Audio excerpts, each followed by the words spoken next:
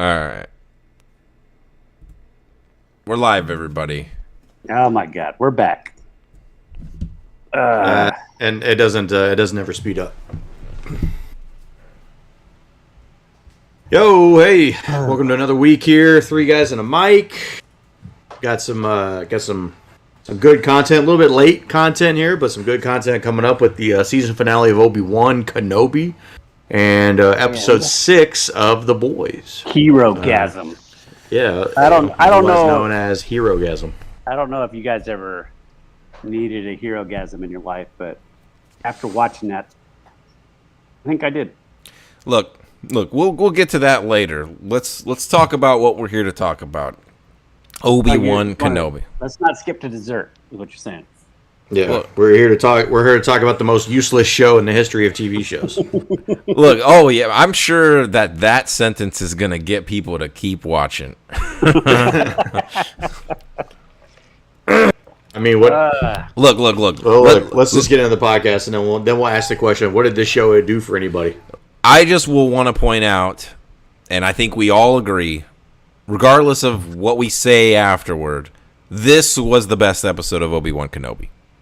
Oh yeah, absolutely. Okay, hands down.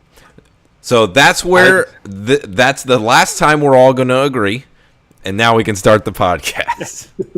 I mean, look, I think the episode where Boba Fett steals the water from the guy, I think that episode was probably better than this episode of this show. But yeah, I mean, that was the best episode of Obi-Wan for sure. You're on beer 12. Is that what you're saying? I am on some sparkling water here, a little bit of bubbly, cherry flavor. Hey, hold on. Bubbly, if you want to sponsor. Yeah. So good. I have not had a single one of those booblies. They're good, man. I'm having some tea, sweet tea. It sounds like a shitload of fuck. Artificially sweetened with, I don't know, some kind of like, I don't even know what the hell it is. Some kind of cancer-creating artificial sweetener. No, it's not that one. It's supposed to be one of the healthier ones. Okay. Let's hit this up. Made from some plant or something. I'm ready. Can't think of the name of it. Are you ready? Yeah, stevia thing.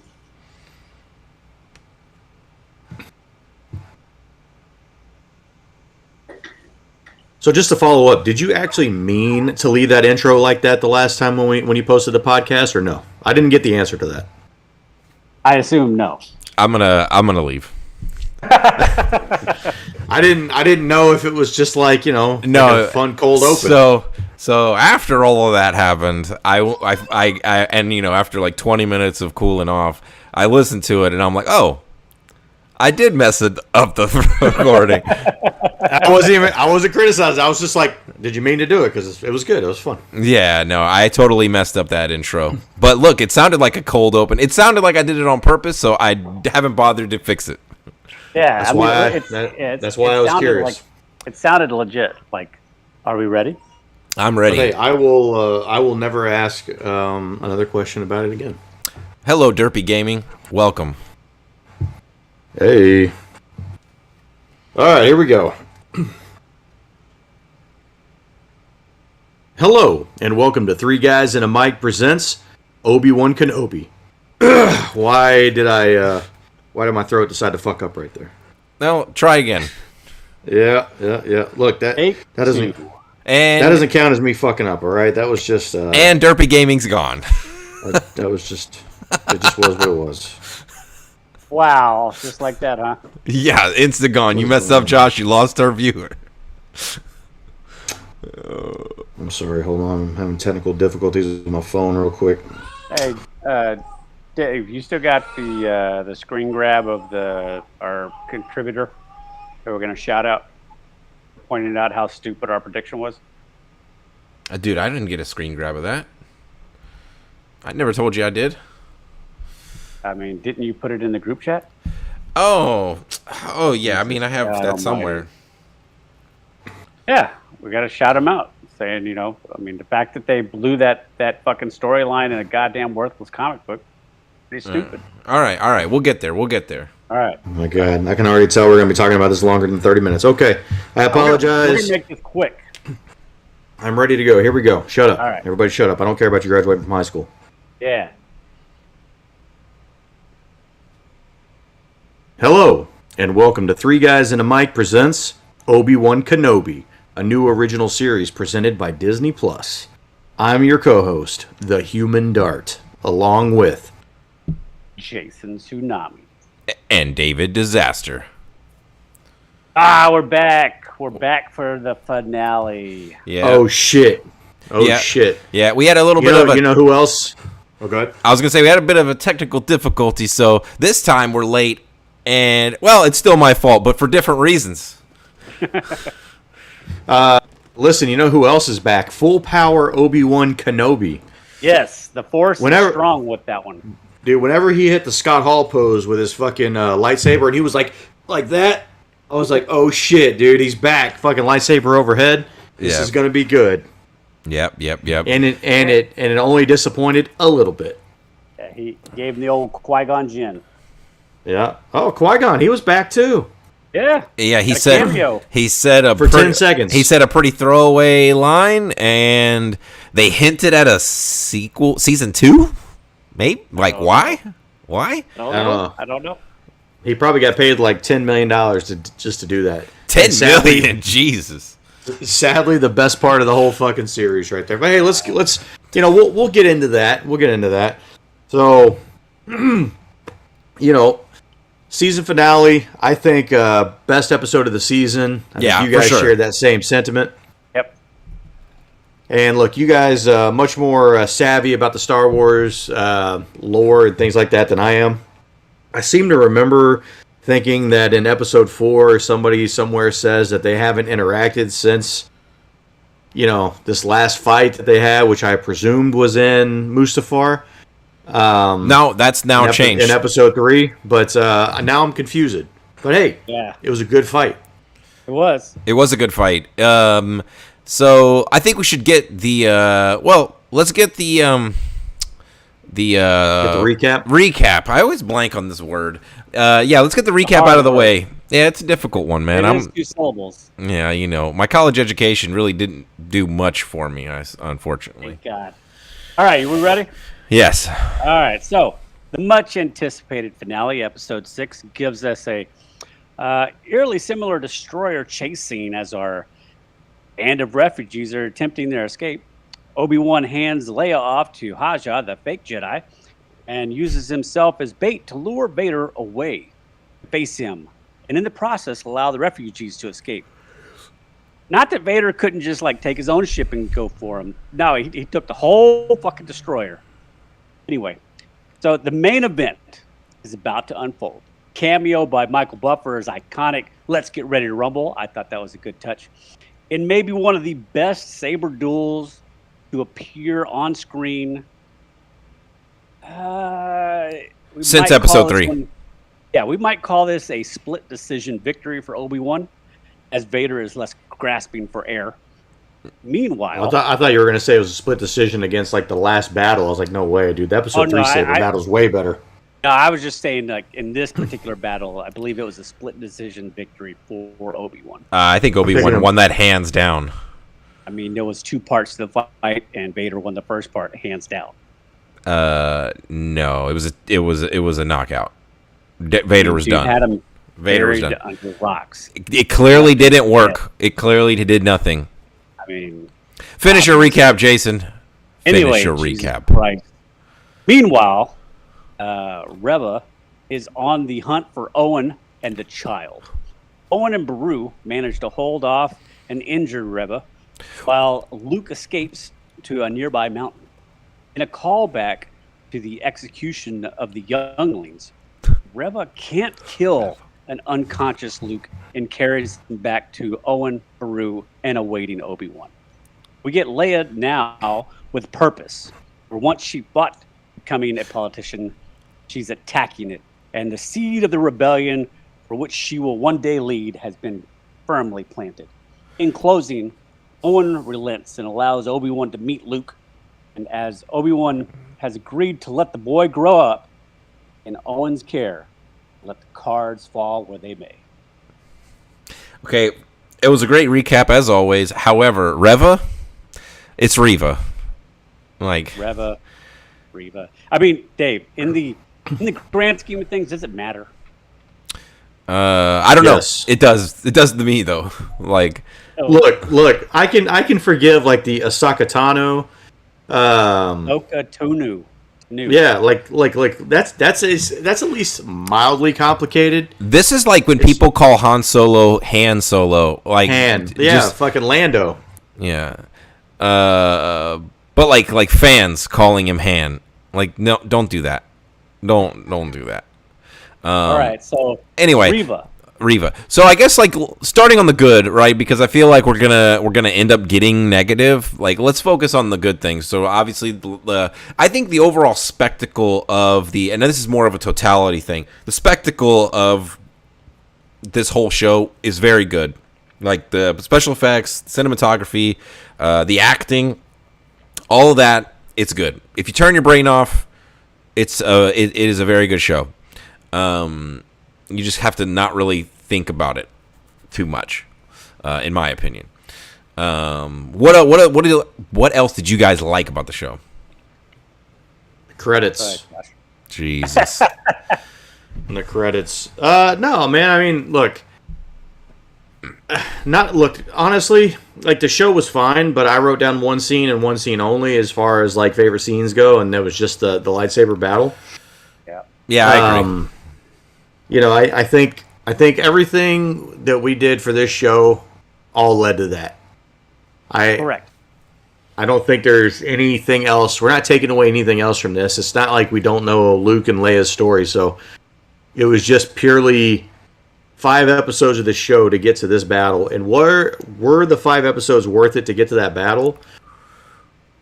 Yes. Like the battle was good. There was some fulfillment there, but I don't know. Yeah, like I'm still just confused by like what value does the show bring to Star Wars as a whole? So I'm glad you asked that question because I had a similar question that I wanted to ask and you know, I'm curious your guys' response. Like, did this show justify its existence?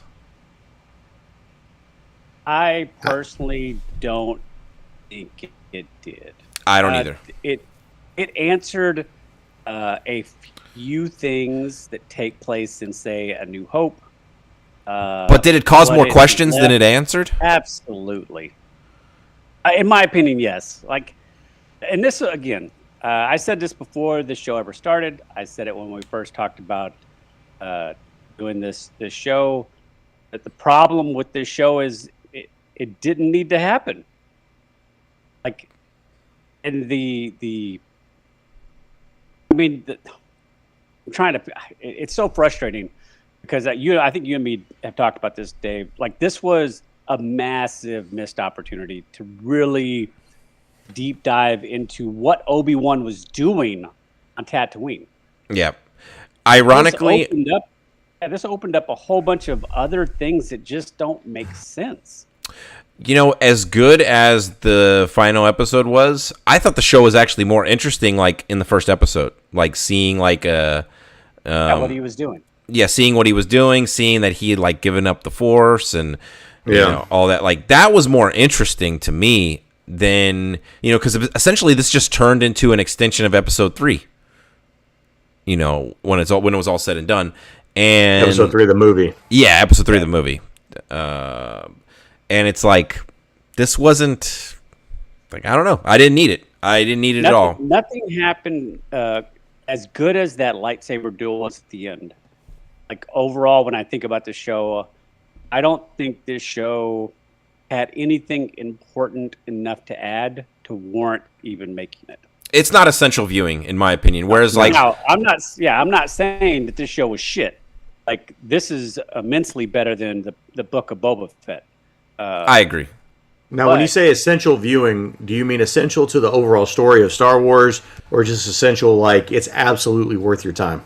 I meant to, like, the the grand scheme of Star Wars. Like, would you say like Rogue One is essential? I think Rogue One is more essential than the Episode 1, the movie. Like I think you can totally delete Episode 1 and like shift everything and insert Rogue One, and you will have a better experience. Star Wars experience. Yeah, because there's nothing that happens in Episode 1 that you can't. That you would have needed to see. What major story arc isn't explained in Episodes 2 and 3 of the movie? Jar Jar Binks' existence.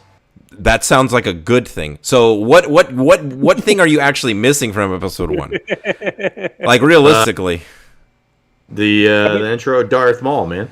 And Qui-Gon. So neither of those two characters are relevant past that movie. And that's kind of what I'm saying is like... That's not true. We just saw Qui-Gon Jinn just now. Yeah, so this isn't essential viewing either. So that already... Yeah, that doesn't qualify it. Like I think Rogue One is a much better movie, and it's actually important to watch like before you like. It's so natural to watch Rogue One and then go straight into Episode 4. I think it's like cool like that. Now I will say this: I think the biggest thing that happened in this series, and as far as giving you an answer, because. If you had the idea of greenlighting this, you would have wanted to take some of the questions that you had from watching the prequels and migrate over into the original trilogy, and then see if you can. I don't want you to pigeonhole everything in there like you did, say, Rise of Skywalker, but you can make a few connections. And so, like, one of the connections we got was Anakin's admission to Obi-Wan that he didn't fail Anakin, but he had killed Anakin. Yeah. That way, in The New Hope, when Luke asked Obi-Wan about his father, he says, Vader killed your father. And he's not lying. I mean, you don't have to jump through any hoops. There's not any mental gymnastics. Like, he's basically just telling you what Anakin told him. Yeah, I mean... I'm fine with those things, but they're so small in the grand scheme of things. Like, I agree. And anyway, let's get into some categories here before we go off too far off the rails. This is off the rails. Yeah, favorite scene, obviously, I would say is the whole battle. I mean, it was super. Excuse me, it was super impressive just to see the strength of the Force as well between the two of them as they're like pulling down the rocks and throwing rocks at each other. Like, I was so excited that we at least got to see, like, full power Obi-Wan Kenobi. Right. I know I made reference to it earlier, but whenever he, like, struck his old lightsaber fighting stance with the lightsaber overhead thing, I was like, oh, shit, we're back. Yeah. And, like, that actually made me, like, sit up in my seat. And I'm like, oh, okay. Yeah. I obviously, I think that has to be, like, not just the fight, but even, like, the dialogue after the fight. You know, I thought it was really, really well done, and yeah, I mean, is that the best acting Aiden has ever had in a Star Wars film? I mean, like, don't lie. I don't know. I think he did really good with his sand scene. I mean, look, here's the thing. I'm not trying to shit on Hayden Christensen, like, because it's kind of easy to do that. So I'm just gonna say he did a really good job, and you know, it makes sense that he would want there to be a sequel to Obi-Wan because he wants to probably continue this role, but like there's just no need for this at this point. So I can't fathom a story worth telling in which you can utilize both Obi-Wan and Vader and have them never meet again. Yeah, it'd be the dumbest thing ever. So we are sweep on that. What's the next category here? Favorite character. I mean, I don't know. I think you got to continue to go low hanging fruit here. I mean, how do you not go either Obi-Wan or Darth Vader? Like, I definitely think it's Obi-Wan. I mean, you got everything. You got everything Obi-Wan in this episode. You get the return of his full power whenever he goes to meet Luke, and he hits him with the "Hello there." Yeah. Yeah. You know, I'll say this. you got all the Obi-Wan shit. Yeah, I'll say this with the Obi-Wan. The part of it that like I didn't really touch it on the duel, but there are two halves of this fight. And in the first half, you get the feeling that Obi-Wan still has either he's holding back and doesn't really want to unleash on Vader because Anakin's in the suit, or that either that or Anakin is pushing, but he's not pushing hard enough to defeat like his old master. There's a nice song and dance kind of going on between the two, and Vader is using the Force in scrupulous ways, like the part where he slides the rocks along the ground to trip Obi-Wan. You know, he's using every tactic to say that the bad guy should. And when Obi-Wan breaks out of the rocks, he goes like, full force, and for the first time is willing to like fully go on the offensive to defeat Anakin or Darth Vader. So I thought you really see a transition with Obi-Wan through the fight as well. I mean, Obi-Wan is definitely hands down the best character in the show. Yeah, I mean, and for this episode, it's an Obi-Wan sweep. I mean,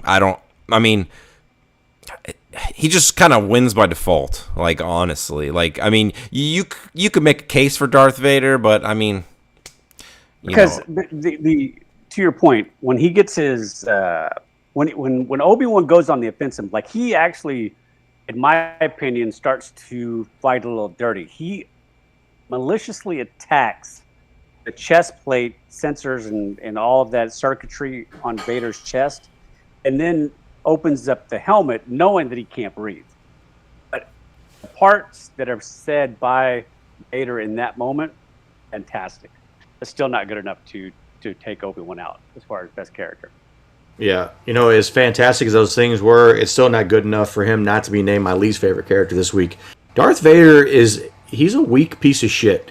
Like, they do such a good job of making this dude just look weak as fuck.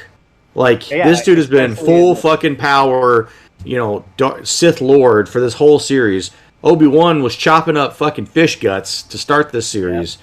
And now all of a sudden Obi-Wan's full power again. And, dude, he fucking wrecks Darth Vader. He wrecks him. Yeah, that is one thing I kind of don't...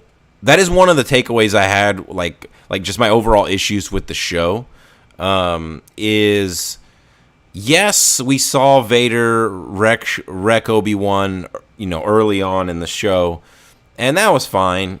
But, like, this is supposed to be Vader at his absolute prime. And you just realize that, like, Vader's just no match for Obi-Wan, like, ultimately. Yeah, okay, so, like, I think you and me talked about this, Dave. Like, do we think there's just a mental block with Anakin? Because so this is my question, and me and Dave are on different opinions. So Josh, you're the deciding factor here. Do you think it's one of two ways?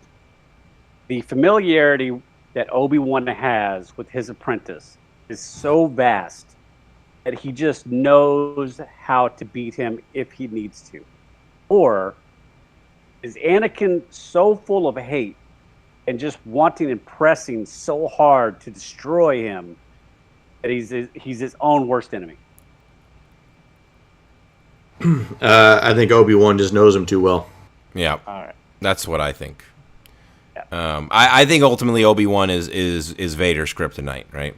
Because I mean, we see Obi-Wan getting wrecked by other people like all the time, like in the prequels. So I mean, Dooku would almost kill him. Yes. Twice.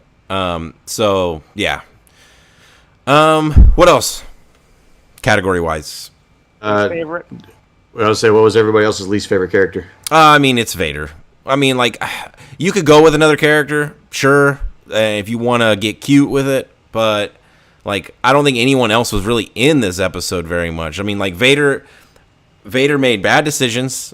It's like if they'd have just stayed on course, Like, Obi-Wan would have just been on this planet by himself. Like, they could have just taken out the path right there. And then he loses the fight. Like, nope, you're good. I'm gonna go against the grain. I have defended this individual multiple times this season, but this time my least favorite character is Reva. She could have easily, within moments, killed both Owen and Beru, and force choked the living shit out of fucking Luke Skywalker as he's crawling out the hatch. She doesn't.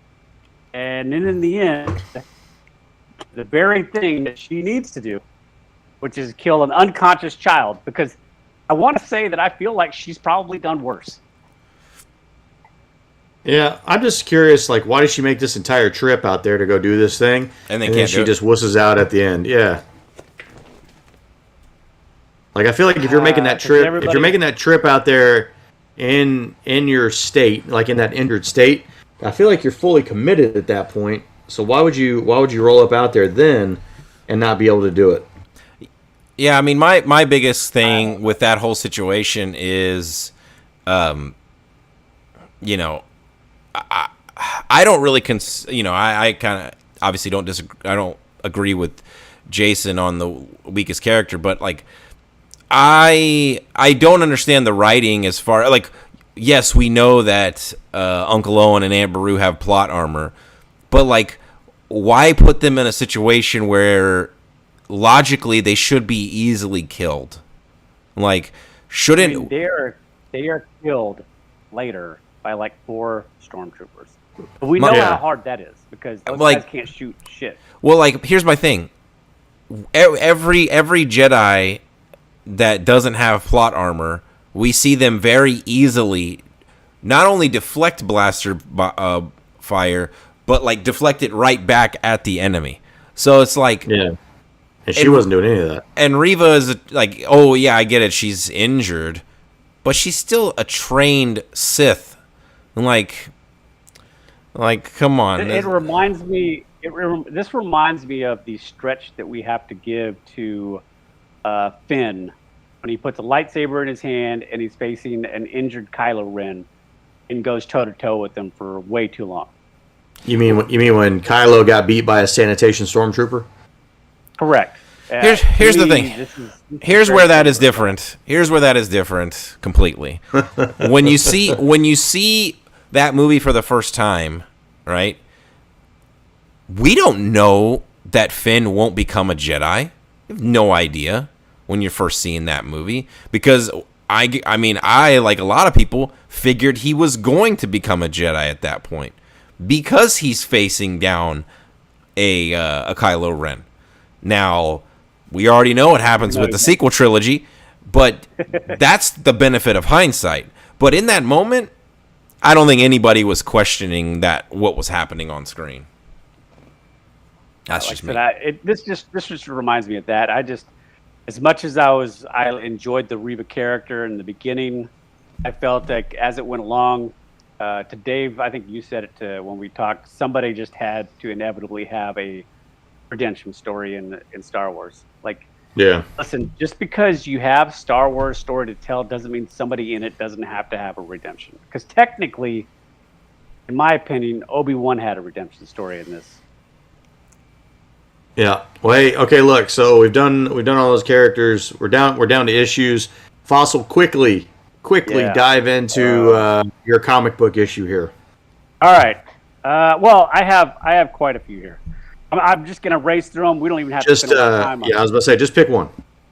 I got 5, so you're just gonna have to go through them. Anyway, we'll start since we just finished with Reva. Reva, who spent the last 10 years murdering people, pushing the envelope to get revenge on Vader, can't pull the trigger on killing Luke. Somehow, led to believe that Luke could kill Kylo Ren in his sleep. Same situation. Yet she's able to not pull the trigger. Luke has more resolve. He's more about that life. He's there to take care of what needs to be taken care of. Okay. Yeah. She's probably not drinking. She's probably not drinking enough green milk. Maybe. Kylo Ren. Here's the thing.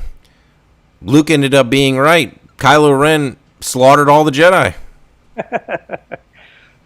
Next, something that I didn't think about it the week before, but Reva is left for dead on Jabin, right? There's only 2 ships that can leave the planet. One of them is destroyed by Vader, and the other one that has Obi-Wan escapes.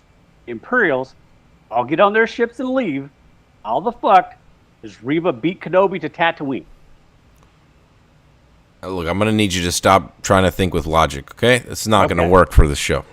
Okay, so next, when you and me, I think Dave talked about this, but again, I don't know if I mentioned this on the podcast. Yeah.